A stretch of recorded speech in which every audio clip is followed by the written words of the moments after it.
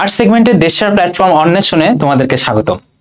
পৌরনীতি প্রথম পত্রের প্রতিটা চ্যাপ্টারের এমসিকিউ সলভ কিন্তু আমরা করছি। চলে আসছি আমরা ষষ্ঠ অধ্যায় অর্থাৎ রাজনৈতিক দল, নেতৃত্ব ও সুশাসন এই চ্যাপ্টারটাতে। চলো দেরি না করে এখনই শুরু করা যাক। প্রথম প্রশ্ন, রাজনৈতিক দলের প্রধান লক্ষ্য কোনটি? রাজনৈতিক দলের প্রধান লক্ষ্য সবসময় মনে রাখবা, একটা মানে খুবই বেসিক একটা কোয়েশ্চেন। একটা রাজনৈতিক দলের প্রধান লক্ষ্য হলো সরকার গঠন করা, কারণ সে তখনই রাষ্ট্র পরিচালনা করবে যখন সে কি করছে, যখন সে একটা সরকার গঠন করছে। ঠিক আছে, তাছাড়া আসলে তার বিরোধী দল হয়েও লাভ নাই, তার কি অন্য কোনো আগাছা হয়ে পড়ে থেকেও লাভ নাই, তাই না? তারপরে দেখেন, গণতান্ত্রিক শাসন ব্যবস্থায় কোনটির ভূমিকা গুরুত্বপূর্ণ? গণতান্ত্রিক শাসন ব্যবস্থায় যেহেতু এখানে একটা কম্পিটিটিভ সিস্টেম আছে, ভোট হবে, মানুষ ভোট দিবে, সো এখানে দেখো এই অপশনগুলোর মধ্যে কুচক্রী দল, উপদল, চাপ সৃষ্টিকারী গোষ্ঠী এগুলোর চেয়ে বেশি ইম্পর্টেন্ট রাজনৈতিক দল, তাই না? কারণ একদম বেসিক যে ভোটিং সিস্টেম বা ইলেকশন হবে, এখানে কিন্তু মূল দায়িত্ব কার, পার্টিসিপেট কারা করবে? রাজনৈতিক দল। প্রতিনিধিত্বমূলক গণতন্ত্রে বিকল্প সরকার বলা হয় কাকে? বিকল্প সরকার বলা হয় বিরোধী দলকে। সবসময় মনে রাখবে এই ব্যাপারটা। প্রতিনিধিত্বমূলক গণতন্ত্রে বিকল্প সরকার হলো বিরোধী দল। আর বিরোধী দল কারা? সরকার দল এর পরেই সর্বোচ্চ মানে মেজরিটি বা ভোট প্রাপ্ত যে দল, সেটা কি? সেটাকে আমরা ধরি প্রধান বিরোধী দল, তাই না? কোন দেশে রাজনৈতিক দলের অস্তিত্ব নেই? আচ্ছা, কোন দেশে? দেখেন নিচের কোন দেশে, এখানে আসলে কোন দেশে এভাবে না, নিচের কোন দেশে, এই যে এই চারটার মধ্যে কোনটা? দেখেন, ভারত, কেনিয়া, আমেরিকা, সৌদি আরব। দেখেন সবগুলোই কি রাজনৈতিক দলের অস্তিত্ব আছে এবং সবগুলো কি ডেমোক্রেটিক কান্ট্রি। ডেমোক্রেটিক কান্ট্রি মানে কি? এখানে ইলেকশন আছে, রাজনৈতিক দল আছে। কিন্তু এখনো সৌদি আরবে কি আমরা কোন ফ্যামিলির, আমরা এখনো কিন্তু কি বলে কি দেখতে পাই, আমরা যে রাজতন্ত্র সেটা কিন্তু দেখতে পাই। ওইটা একটা ফর্ম, ঠিক আছে? যদিও আমেরিকার সাথে অনেক, তুমি যদি জিওপলিটিক্স অ্যানালিসিস করো বা ভূ রাজনীতি অ্যানালিসিস করো, আসলে সৌদি আরব কি একখণ্ড আমেরিকাই, কিন্তু এখনো কি সৌদি আরব ওই ব্যাপারটা জারি রাখছে, ওই যে ফ্যামিলিয়াল ট্রেডিশনটা, ঠিক আছে? এইটা কি সৌদি আরবে এখনো জারি আছে। সো অ্যান্সার হবে ঘ, সৌদি আরব। রাজনৈতিক দল হচ্ছে কোন নীতির সমর্থনে সংগঠিত সংঘ বিশেষ যা নিয়মতান্ত্রিক উপায়ে সরকার পরিচালনায় প্রয়াসী হয়। ঠিক আছে, এই যে এই উক্তিগুলো কিভাবে আমরা মনে রাখবো? ঠিক আছে, এই যে তুমি প্রতিটা চ্যাপ্টারে এই যে ডেফিনেশন গুলো দেওয়া আছে না বিভিন্ন রাষ্ট্র দার্শনিকের, তুমি কি করবা? তুমি ওইগুলোর মধ্যে থেকে কোন একটা ইউনিক একটা ওয়ার্ড নিবা, ওই ওয়ার্ড দিয়ে মনে রাখবা যে এই ওয়ার্ডের উক্তিটা কে বলছে, ম্যাকাইভার বলছে। যেমন এই উক্তিটা আসলে ম্যাকাইভার বলছে। ধরো তুমি প্রয়াসী, অন্য কোনো ডেফিনিশনে কিন্তু প্রয়াসী ওয়ার্ডটা নাই, ঠিক আছে? এই যে তোমার বইয়ে প্রয়াসী ওয়ার্ডটা আছে, এটা ম্যাকাইভারের এই উক্তিতেই আছে। তো পুরাটা তোমার মুখস্থ করতে হবে না, আনলেস তুমি সিকিউ অনেক এফোর্ট দিয়ে লিখতে চাচ্ছ, তাই না? সিকিউ এর সাজেশন ভিডিও কিন্তু আমি তোমাদের দিয়েছিলাম, বলেছিলাম কি সিকিউ এর মধ্যে যে টপিক নিয়ে লিখছো কয়েকটা, দুই তিনটা হইলেও অ্যাটলিস্ট উক্তি দাও, কোন রাষ্ট্র দার্শনিক বা কোনো ফিলোসফারের উক্তি দাও। এভাবে তুমি কিওয়ার্ড মনে রেখে তুমি মনে রাখবে, কিওয়ার্ডের সাথে কানেকশন রাখবা কার, এই যে এই মানুষটা, ঠিক আছে? এভাবে একটু মনে রাখার চেষ্টা করবা। দ্বিদল ব্যবস্থার দেশ কোনটা? দ্বিদল ব্যবস্থার দেশ এর মধ্যে হলো মার্কিন যুক্তরাষ্ট্র। দেখেন, মার্কিন যুক্তরাষ্ট্র, বাংলাদেশ, পাকিস্তান, ভারত, এর মধ্যে দ্বিদল ব্যবস্থার দেশ মার্কিন যুক্তরাষ্ট্র। জ্ঞানমূলক গুলো একটু ফাস্ট এগিয়ে যাচ্ছে, ঠিক আছে? নাহলে ক্লাসটা অনেক লেংথি হয়ে যাবে, তোমাদের জন্য খুব পেইন হয়ে যাবে। কোনটি ব্রিটেনের রাজনৈতিক দল? ব্রিটেনের দেখো Baath party, National Congress, Republican party, Conservative party. আমরা জানি কনজারভেটিভ পার্টি হলো ব্রিটেনের রাজনৈতিক দল। ওকে, গণতন্ত্রের জন্য রাজনৈতিক দল স্বাভাবিক ও অপরিহার্য। ঠিক আছে, এই ছোট্ট সুন্দর উক্তিটা কে দিয়েছেন? এই উক্তিটাও দিয়েছেন আমাদের মহামান্য ম্যাকাইভার। ওকে, বাংলাদেশে কোন ধরনের রাজনৈতিক ব্যবস্থা বিদ্যমান? একদলীয়, দ্বিদলীয়, বহুদলীয়, নির্দলীয়। ঠিক আছে, অবশ্যই বাংলাদেশে কি আছে, বাংলাদেশে একদিকে যেমন আমরা বিভিন্ন টাইপের ব্যাপার দেখি, কি বলে, আচ্ছা অনেক কিছু বলতে চাই, বলতে পারি না, আমরা বিভিন্ন রাজনৈতিক দল দেখতে পাই, তাই না? বাংলাদেশ ধরো বিএনপি, আওয়ামী লীগ, এনসিপি, জামাত, সো বিভিন্ন টাইপ। ঠিক আছে, দুইটার বেশি মানে কি বহুদলীয়। ওকে, বিশ্বে প্রধানত কয় ধরনের দলীয় ব্যবস্থা প্রত্যক্ষ করা যায়?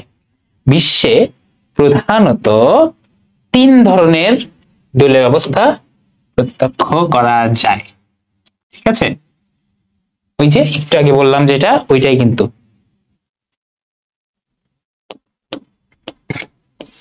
রাজনৈতিক দল কোন নীতি বা আদর্শের সমর্থনে গঠিত সংঘ বিশেষ বা নিয়মতান্ত্রিক উপায়ে সরকার গঠনের চেষ্টা করে। এই সুন্দর আপনার উক্তিটাও কে দিয়েছেন? অধ্যাপক ম্যাকাইভার। ঠিক আছে, এই ব্যাপারগুলো তাড়াতাড়ি পড়াইতেছি, বাট পড়ার সময় কিন্তু এমন ভাবে পড়তে হবে যেন এই সেম কোশ্চেন রিপিট হইলে এই আফসোস যেন না করতে হয় যে অর্ক ভাই করাইছে কালকে, কিন্তু পরীক্ষার হলে যাই আমি ভুলে গেছি। এই আফসোস যেন না হয়, এবং পরীক্ষার হলে যদি মনে পড়ে তাইলে এসে অর্ক ভাইকে একটা থ্যাঙ্কস দিয়ে যাবেন। ঠিক আছে, একদিনে তোমাদের জন্য প্রতিটা চ্যাপ্টারের ক্লাস বানাইতে হচ্ছে, just because of you guys. Okay, গণতন্ত্রের প্রাণ বলা হয় নিচের কোনটিকে? গণতন্ত্রের প্রাণ হইল রাজনৈতিক দল। ঠিক আছে, রাজনৈতিক দল ছাড়া কি গণতান্ত্রিক সিস্টেম কেমনে চলবে? কাদের মধ্যে ভোট হবে? ঠিক আছে, পার্টিসিপেন্টই যদি না থাকে তাহলে কাকে জয়যুক্ত করবা? কোন দেশের বিরোধী দলকে রাজা ও রানীর বিরোধী দল বলা হয়? কোন দেশের বিরোধী দলকে রাজা ও রানীর বিরোধী দল বলে? এই দেখেন, সবচেয়ে লাক্সারিয়াস মোনার্ক ছিল কোন দেশে? ইংল্যান্ড, তাই না? রাজা রানী এভাবে মনে রাখতে পারো তুমি চাইলে, যে কোন দেশের বিরোধী দলকে রাজা ও রানীর বিরোধী দল বলা হয়? ইংল্যান্ডের। সবচেয়ে লাক্সারিয়াস মোনার্ক কি ছিল? ইংল্যান্ডের না? তারপরে দেখেন, নিম্নের কোন রাষ্ট্রে দ্বিদলীয় ব্যবস্থা বিদ্যমান? আচ্ছা, আমরা খেয়াল করে দেখেন, ফ্রান্স আছে, ইউকে আছে, ভারত আছে, ইতালি আছে। এর মধ্যে একটু আগেই কিন্তু আমরা পড়ছি দ্বিদলীয় ব্যবস্থা, তারপরে কনজারভেটিভ পার্টির কথা পড়েছি। কোনটা? তো ওকে, পরীক্ষা আসলে যেন একটু ভুল না হয়। বহুদলীয় ব্যবস্থা বিদ্যমান রয়েছে কোন দেশটিতে? France, UK, Bharat, Italy. আচ্ছা দেখেন, ইউরোপের কোন দেশগুলোতেই না, এর মধ্যে শুধু ভারত। ঠিক আছে, ভারত, বাংলাদেশ, এখানে কি আছে? বহুদলীয় রাজনৈতিক ব্যবস্থা আছে। নিয়মতান্ত্রিক ভাবে রাষ্ট্রীয় ক্ষমতা দখল করে কোন সংগঠন? নিয়মতান্ত্রিক ভাবে রাষ্ট্রীয় ক্ষমতা দখল করে, দখল ঠিক না, মানে অ্যাক্সেস করে কোন সংগঠন? রাজনৈতিক দল, তাই না? ইয়েস। সমাজতান্ত্রিক ব্যবস্থায় কয়টি রাজনৈতিক দল থাকে? একটা জিনিস মনে রাখবেন, সমাজতান্ত্রিক ব্যবস্থায় রাজনৈতিক দল থাকে কয়টি? একটি। ঠিক আছে, তোমাদের বইয়ের এই টপিকটা কিন্তু খুব ভালো মতো পড়বে, এখান থেকেও কিন্তু সচরাচর কোয়েশ্চেন এসে থাকে। ওকে, একটু আমি রেস্ট নেই 1 মিনিট, ভিডিওটা টাইনা দিতে পারো, কারণ আমি এখন জাস্ট কিছুই করবো না, পানি খাবো।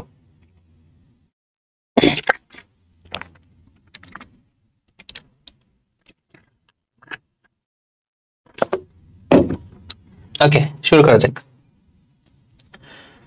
রাজনৈতিক শিক্ষা বলতে বোঝায় জনগণের রাজনৈতিক সচেতনতা, দলসমূহের অভ্যন্তরীণ শিক্ষা, নেতৃত্বের সচেতনতার শিক্ষা, ঐক্যবদ্ধ হওয়ার শিক্ষা। এখানে মূলত আমাদের যে পলিটিক্যাল নলেজ, ঠিক আছে, পলিটিক্যাল এনলাইটেনমেন্ট, এই ব্যাপারটা বোঝাচ্ছে জনগণের রাজনৈতিক সচেতনতা, আমি পলিটিক্যালি কনসিয়াস কিনা। ঠিক আছে, ধরো দেশে একদম আন্দোলন হয়ে উড়ে যাচ্ছে, ধরো কেউ বলতেছে কি হচ্ছে, আন্দোলন হচ্ছে, আচ্ছা করুক আন্দোলন, আমার কি। এই যে এই ধারণাটা কি খুবই ডাম্ব একটা ধারণা। তোমাকে দেশের প্রতিটা বিষয়ের হিসাব রাখতে হবে, কি হচ্ছে, কেন হচ্ছে, কেন তুমি জানবা না? তুমি এই দেশের নাগরিক হয়ে তুমি কেন জানবা না? যেখানে তথ্য অধিকার নিয়ে আইন পাশ করা হচ্ছে, মানুষ চাচ্ছে যে তথ্য জানার অধিকার আমার থাকুক, সেখানে তুমি কি, তুমি মানে তোমার জীবনে আর কোনো কাজ নাই, খাইবা দাবা শুবা আর ঘুমাবা, এছাড়া কোনো কাজ নাই? তুমি কি জানতে চাও না, আসলেই কি ইচ্ছুক না? এই চেতনাটা নিজের মধ্যে তৈরি করতে হবে, নিজেকে পলিটিক্যালি কনসিয়াস এবং এনলাইটেন্ড করতে হবে। ওকে, জনগণের ভোটের মাধ্যমে গঠিত সরকারকে কি বলে? ভোটের মাধ্যমে গঠিত সরকার অবশ্যই দেখো একনায়কতান্ত্রিক না, পুঁজিবাদী না, রাজতান্ত্রিক না, হবে গণতান্ত্রিক সরকার। উগান্ডা কোন মহাদেশে অবস্থিত? উগান্ডা যদিও একটা ইনফেমাস দেশ। ইনফেমাস দেশ কেন বললাম, মানে একটু প্রচারিত আর কি আমাদের, ধরো যে কেউ কোনো, আমি তো ক্যাডেট কলেজে পড়াশোনা করছি, ধরো কেউ কোনো আকাম করলেই বলতো যে তুই কি উগান্ডা থেকে আসছিস, এরকম, বুঝছো? মানে এই উগান্ডা একটা অ্যাডজেক্টিভ ছিল।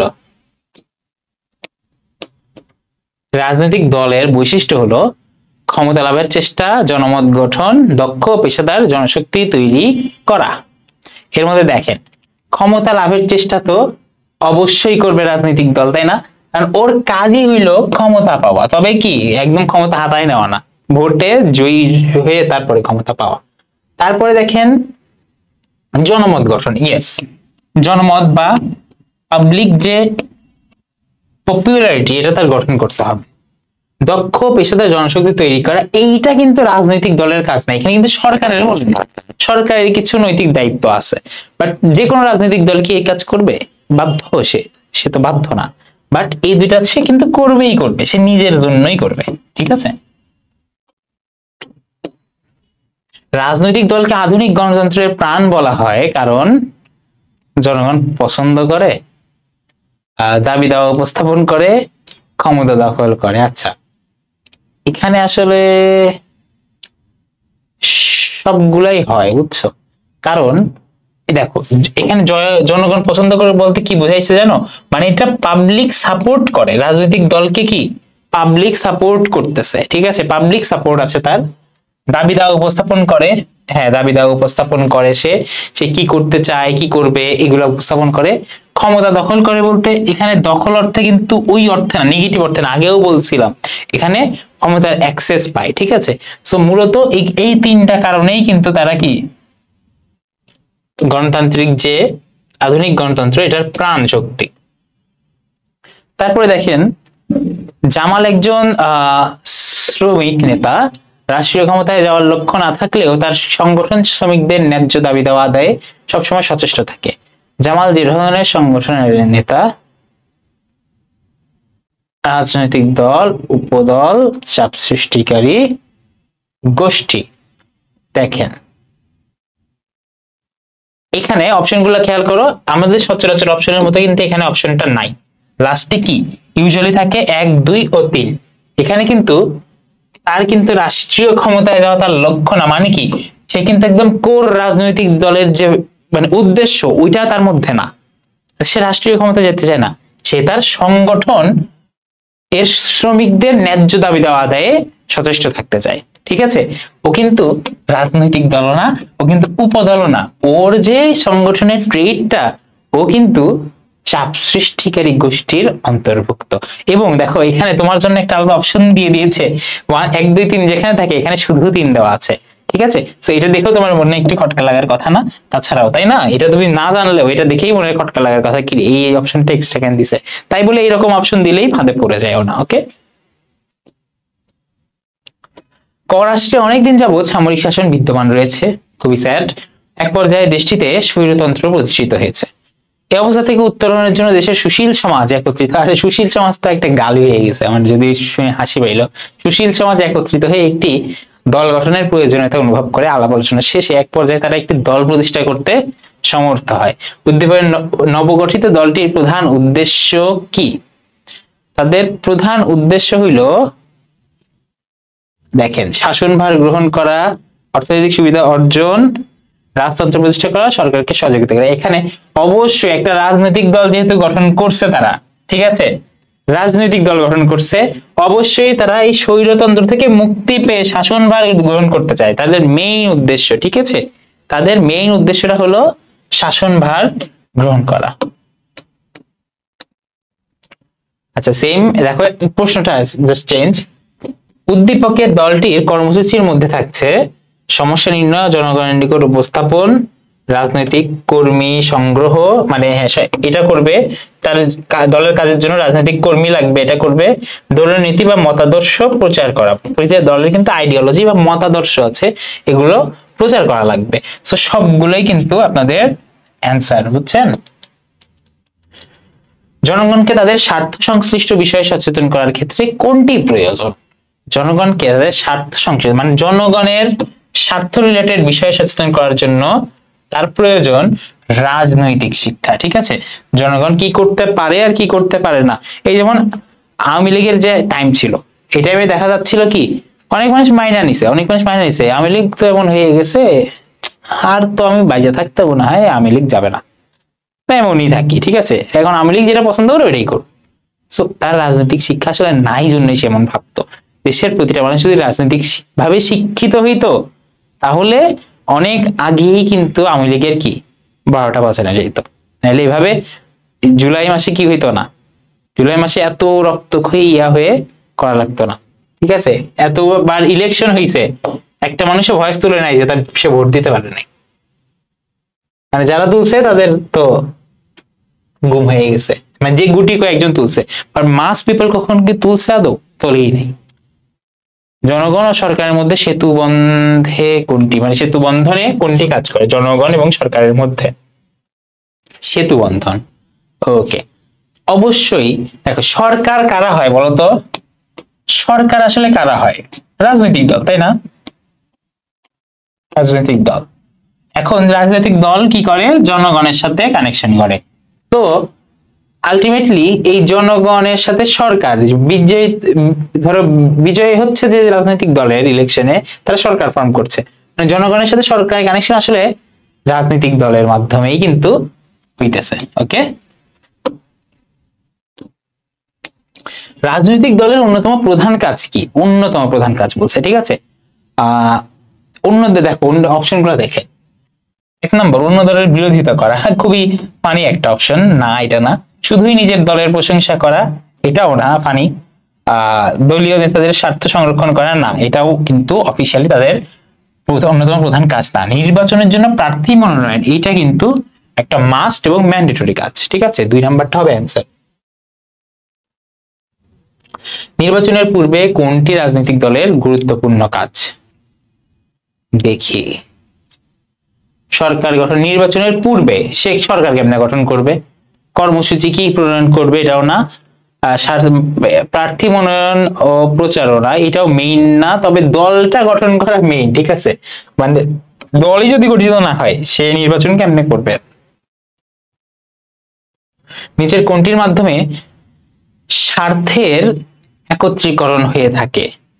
একটা জিনিস মনে রাখবা, এই কোশ্চেনটা এসে থাকে এবং এই কোশ্চেনটা একটু আনক্লিয়ার লাগে পোলাপানদের কাছে। ঠিক আছে, স্বার্থের একত্রীকরণ হয়ে থাকে মানে রাজনৈতিক দল গুলো কি দাবি করে বলতো? এবং অনেক ক্ষেত্রে হয়ও, যেটা স্বার্থের একত্রীকরণ বলতে এই যে জাতীয় স্বার্থটা এক জায়গায় নিয়ে এসে সকলের স্বার্থটাকে এক জায়গায় নিয়ে কাজ করতে পারে কে? রাজনৈতিক দল। ঠিক আছে, বাট এটা কিন্তু একটা ইউটোপিয়ান থট যে একটা রাজনৈতিক দল শুধু ভালো কাজই করবে, এটা কখনোই হয় না। একটা থার্ড ওয়ার্ল্ড কান্ট্রিতে একটা রাজনৈতিক দল, ফেরেস্তার মতো রাজনৈতিক দল কখনোই সম্ভব না। ইভেন কোন দেশে, ইভেন ফার্স্ট ওয়ার্ল্ড কান্ট্রিতেও সম্ভব না। সো আসলে এটা স্বপ্নের মতো একটা ব্যাপার। রাজনৈতিক দলের প্রধানকে কি বলে? রাজনৈতিক দলের প্রধানকে বলা হয় নেতা, সিম্পলি, তাই না? নেতা। ওকে, নিচের কোনটি রাজনৈতিক দলের কাজ নয়? সরকার গঠন, জনমত গঠন, গোষ্ঠী স্বার্থ উদ্ধার, প্রার্থী মনোনয়ন। এই যে গোষ্ঠীর স্বার্থ উদ্ধার, এটা কিন্তু রাজনৈতিক দলের অফিসিয়াল কাজ না, যদিও তারা কি করে ইমেজ বাঁচাইতে অনেক দলের মানুষের কি স্বার্থ উদ্ধার করে থাকে, সুযোগ সুবিধা দেওয়ার জন্য স্বার্থ উদ্ধার করে থাকে। এগুলো কি আনটোল্ড ব্যাপার, তাই না? সবাই জানে, কেউ বলে না। গণতান্ত্রিক রাষ্ট্রে রাজনৈতিক দল রাষ্ট্রীয় ক্ষমতা লাভের জন্য কোন পন্থা অবলম্বন করে? গণতান্ত্রিক রাষ্ট্রে রাষ্ট্রীয় দল রাষ্ট্রীয় ক্ষমতা লাভের জন্য, এই দেখেন, লাভ করার জন্য কি করে? বিপ্লব করে। বিপ্লব করলে কিছুই হবে না, তাই না? জনসমর্থন তো পাবে না সে নিজে নিজেই যদি বিপ্লব করে। সামরিক অভ্যুত্থান করে? নো। বিদেশি হস্তক্ষেপ করলে তো আরো, এটা বাংলাদেশের সার্বভৌমত্বের উপরে একটা অ্যাটাক। জনসমর্থন আদায় করে সে কি নিজের মতাদর্শ প্রচার করার চেষ্টা করে জনগণের মাঝে এবং সমর্থন আদায়ের চেষ্টা করে। ওকে,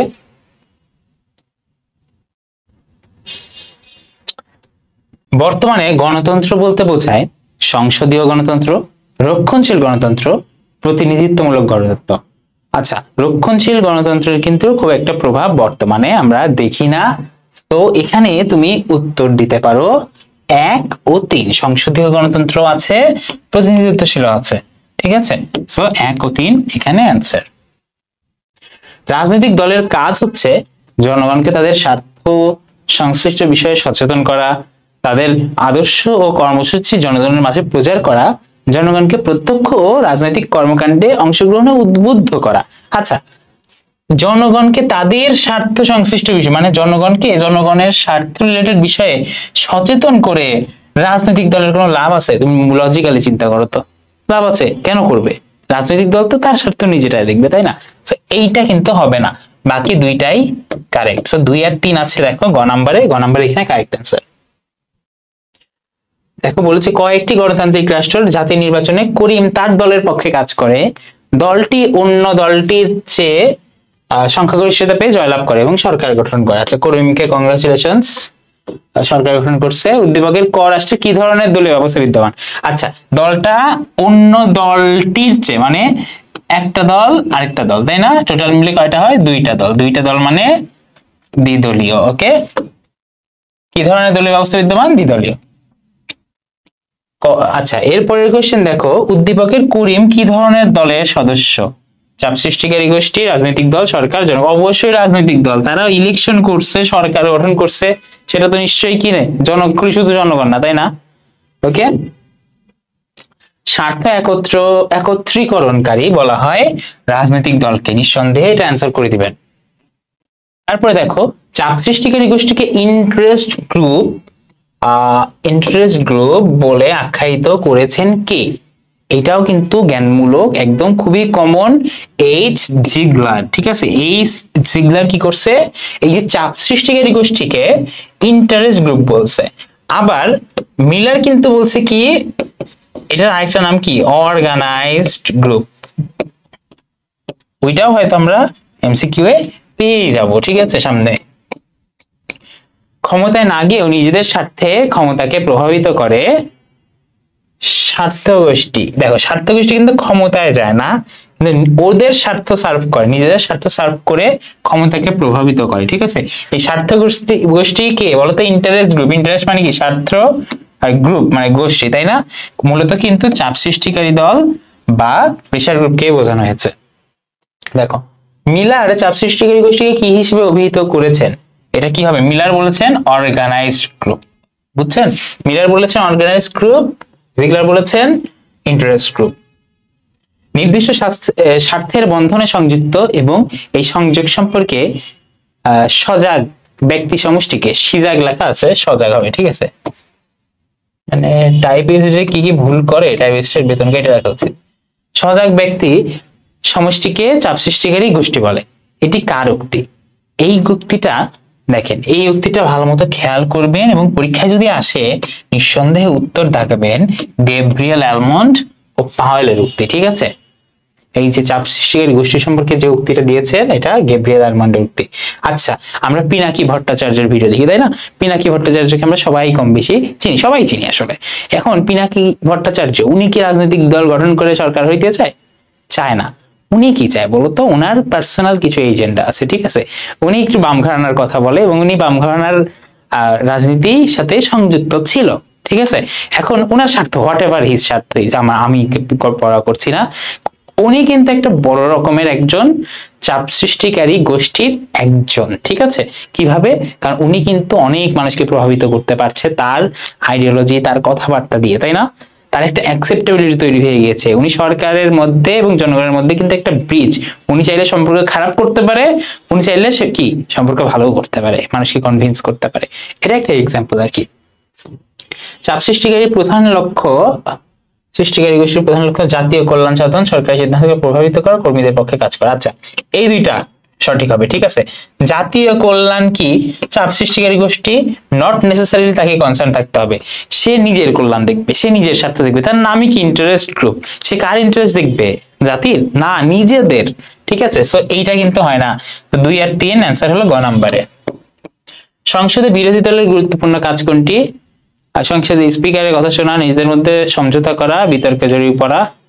এখানে লেখা হচ্ছিল ঝগড়া করা। ঠিক আছে, ওইটাই আমি দেখাই দিতাম। আসলে অ্যাকচুয়ালি কাজ হলো সরকারের গঠনমূলক সমালোচনা করা। গঠনমূলক সমালোচনা বলতে বোঝায় কনস্ট্রাকটিভ ক্রিটিসিজম। ওকে, গণতান্ত্রিক শাসন ব্যবস্থা সুসংহত হয়। সুসংহত কথাটা বুঝতে হবে। ঠিক আছে, আমরা বলি না যে সংহতি জানাচ্ছি, সংহতি, সংহতি মানে কি? একত্ববাদ। ঠিক আছে, এই সুসংহত মানে এই সংহতি জানানোর যে বিষয়টা, ওই স্টেটটাকে বলতে সুসংহত হয় কিভাবে? সরকারের সাফল্য দ্বারা, বিরোধী দলের ভূমিকা দ্বারা, জনগণের ভূমিকা দ্বারা, নাকি রাজনৈতিক দলের ভূমিকা দ্বারা? অ্যান্সার ইজ গণতান্ত্রিক। গণ মানে কি? গণ মানুষ, জনগণ। ঠিক আছে, জনগণের ভূমিকা দ্বারা। চাপ সৃষ্টিকারী গোষ্ঠীর অপর নাম কি? অপর নাম হলো স্বার্থ গোষ্ঠী। আমরা দেখেছি জিগলার বলেছে। সমাজের বর্তমান ও ভবিষ্যৎ চাহিদা পূরণের দায়বদ্ধতা নিচের কোনটির? নিয়ন্ত্রণ, প্রশিক্ষণ, সুশাসন। অবশ্যই সুশাসন, এটা তো কোনো ডাউটই নাই, তাই না? এটাতে কোনো ডাউট দেওয়া যাবে না। সরকার ও জনগণের মধ্যে সেতু বন্ধন কাজ করে নিচের কোনটি? চাপ সৃষ্টি, ওই যে সরকারের সাথে ভালো সম্পর্ক গঠন করতে পারে, খারাপ সম্পর্কও করে দিতে পারে। এই চাপ সৃষ্টিকারী গোষ্ঠী কিন্তু ডেঞ্জারাস। ঠিক আছে, নিজেদের পারপাস সার্ভ করে শুধু। সুশাসন নিশ্চিত করার দায়িত্ব সরকারের, জনগণের, বিচারপতিদের। বিচারপতিদের কাজ বিচার করা। ঠিক আছে, ওর সুশাসনের সাথে, যেটা ওভারঅল এর গুড গভর্নেন্সের সাথে ওর সম্পর্ক নাই। মেইনলি সরকার এবং জনগণ। সুযোগ্য নেতার জন্য কোনটি অপরিহার্য? জনগণের আনুগত্য, সীমাহীন ক্ষমতা, আকর্ষণীয় চেহারা, উচ্চ শিক্ষা। সুযোগ্য নেতা বা নেত্রীর জন্য অপরিহার্য হলো, যদি ধরো মানুষ মারা যায় তখন মেট্রো রেলের স্টেশনে গিয়ে কি একটা টিস্যু নাকে চেপে কান্না করা। ঠিক আছে, কিন্তু এই অপশনটা এখানে নাই। সো চেহারাও আকর্ষণীয় ছিল না আসলে ওনার। সো বলা যায় যে সীমাহীন ক্ষমতা তার ক্ষেত্রে ঠিক ছিল, বাট আসলে এই ক্ষেত্রে অ্যান্সারটা কি হবে বলতো? জনগণের আনুগত্য। ঠিক আছে, সত্যি কথা। আবার ওই টাইপ কিছু অ্যান্সার বানাই দিয়ে এমসিকিউ এ ওএমআর ভরাট করে আইসো না তোমরা। ওকে, সো শেষ হচ্ছে আমাদের এই অধ্যায়টা। আর বাকি থাকে একটা অধ্যায়, সেই অধ্যায়টা তোমরা পেয়ে যাবা খুব দ্রুত, দেশপ্রেম ও জাতীয়তাবাদ। তাই তো, ওইটা খুব দ্রুত পেয়ে যাবা, খুবই জ্ঞাতন মার্কা অধ্যায়। এবং ওই অধ্যায় থেকে, যদিও সিকিউ এর জন্য ইম্পর্টেন্ট, ওই অধ্যায় থেকে এমসিকিউ আসবে, তবে খুব বেশি পেঁচানো এমসিকিউ ওই অধ্যায়ে আসলে নাই। ওকে, আশা করি তোমাদের উপকার হচ্ছে, এবং উপকার হলে অবশ্যই জানিও। পরীক্ষা যদি ভালো হয়, পরীক্ষায় কমন আসে, জানিও কয়টা কমন আসছে, কয়টা অ্যান্সার করতে পারছো। ইনশাআল্লাহ ভালো হবে। আর যদি আমার প্রশ্নের উত্তরে কোনো ভুল থাকে, অবশ্যই কমেন্টে জানিয়ে দিবা। আই রিয়েলি অ্যাপ্রিশিয়েট দ্যাট, এবং আমি কারেকশনে পিন কমেন্টে দিয়ে দিব। Thank you everyone, thanks to all. ভালো থাকো সবাই, আল্লাহ হাফেজ।